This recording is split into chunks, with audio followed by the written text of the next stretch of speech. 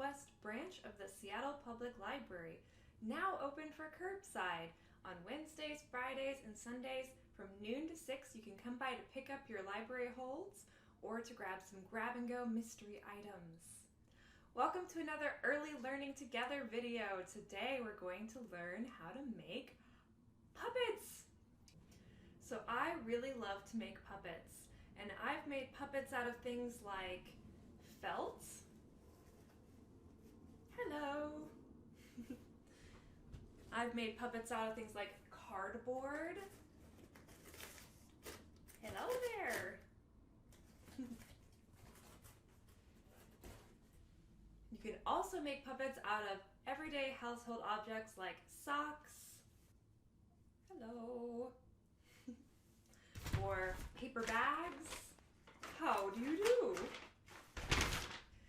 But today I want to teach you how to make puppets out of just a stick and some paper. So first you'll need a stick. I don't have any popsicle sticks lying around, but if you happen to have popsicle sticks or you find a stick outside, I just cut a strip of cardboard into a stick-like shape, and so that works too. Then you'll need tape.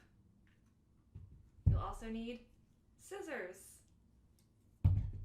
You'll need pencil and or markers or crayons. And you'll need a piece of paper. I have cardstock at home, but you can use regular printer paper or notebook paper or the backs of some old piece of paper you have lying around. Any paper will do. Okay, so first things first is to get together with your early learner and come up with a character. What's your puppet's name? Where's your puppet from? What does your puppet sound like? Once you figure all of that out, what's their favorite food and what they want, then you can think, now what does this puppet look like? And from here, your next step will be to draw your character. So if you don't really want to draw or you feel like your drawing skills aren't that great, you can also Google coloring sheet characters, and you can print something off from online that you can color in together. But I'm just gonna draw something real quick. Okay, next, once you have your character drawn, then you can cut them out.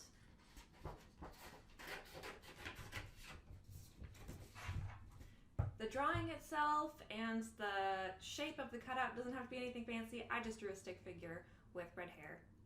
So next, after you have your character and you have your stick, then you take it and you just tape it onto the back.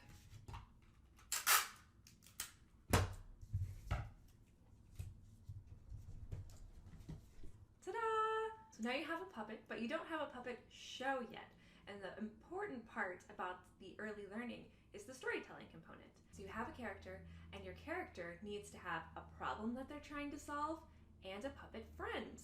So I'm bringing out my puppet friend from story time. It's Frankie the letter-eating monster. Hello! And I've decided to name my puppet Marjorie. Hello there! And Marjorie's problem is that she is hungry. So now we have a problem, and we have a friend who's going to try and solve that problem. Will Marjorie find something that she can eat? She doesn't eat letters like Frankie, so we'll have to find out in our puppet show. So that is how you introduce the storytelling component. And this will teach them language, it'll teach them the structure of storytelling, and it will really help your early learner when they're starting to read and when they're starting to write their own stories later on as well. Well, I hope this short video inspired you to make a puppet of whatever you happen to have lying around the house. If you want to read a book before you do your puppet experiments together, I highly recommend Saturday by Ogi Mora. And it's a great book because it talks about all these wonderful activities that this parent and child do together on Saturdays, and one of them includes making puppets and doing a puppet show. So I hope you enjoyed this and that you have fun early learning at home together, and stay safe out there. We'll see you soon.